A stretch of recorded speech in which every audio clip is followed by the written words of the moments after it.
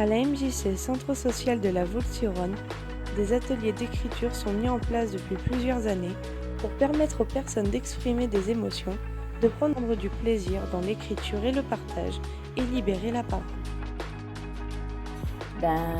Oui, je me présente, je m'appelle Gisèle Daspre, je suis animatrice d'ateliers d'écriture depuis de nombreuses années dans le cadre d'une association qui s'appelle Embarquement pour Citerre.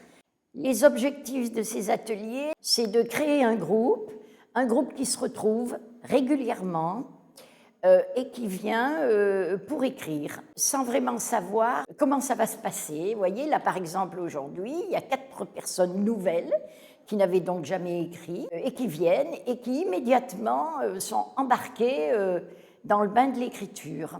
Donc ici à la Voulte, ce sont ce que j'appelle des ateliers au long cours, c'est-à-dire chaque année on a un thème, enfin bon c'est un mot un peu prétentieux mais quand même, on a un thème. Cette année c'est le regard, qu'est-ce que tu regardes, dis-moi ce que tu regardes. Par exemple l'an passé c'était les liens humain-animal et donc on se retrouve tous les 15 jours et je fais des propositions d'écriture, donc soit dans le grand groupe, soit par petits groupes. Elles évoquent, on prend des notes et après on arrive à l'écriture. Mettre sur une feuille blanche des choses qui sont importantes pour nous et les partager avec d'autres.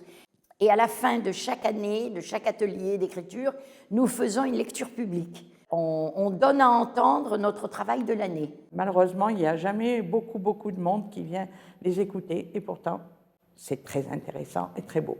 La plus âgée du groupe, là, c'est André.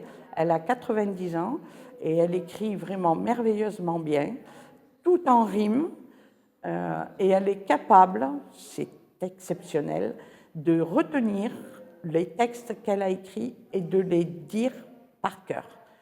Pas toujours, mais pour certains, oui.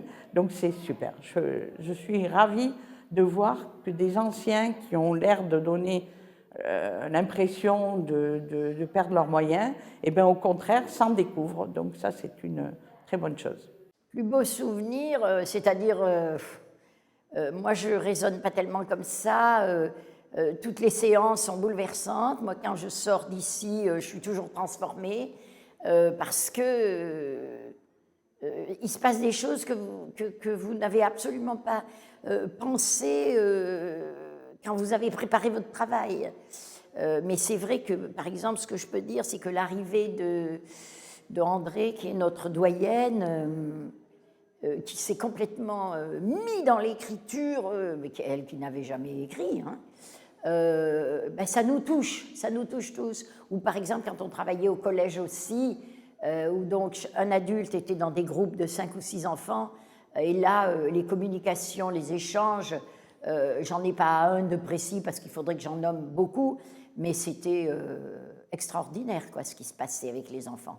L'innocence de ne rien savoir, de ne pas savoir ce qui nous arrivait en septembre 1980, ou bien en mal. Mêlez-vous de ce qui vous regarde. Ce que les autres pensent de toi ne te regarde pas. C'est leur problème, pas le tien. Ça marche du tonnerre. Hein. Osez, prenez le risque, venez. Vous pourrez rester, ne pas rester.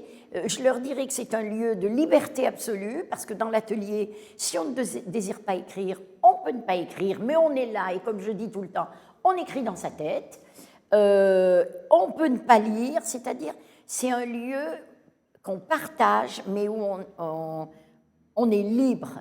Donc je dirais oser, et je dirais surtout qu'un atelier d'écriture comme moi je les pratique, ça n'a strictement rien à voir avec l'école, rien. Ici on ne s'occupe ni de syntaxe, ni de faute d'orthographe, on s'occupe de ce qu'on porte en nous et de nos émotions, voilà.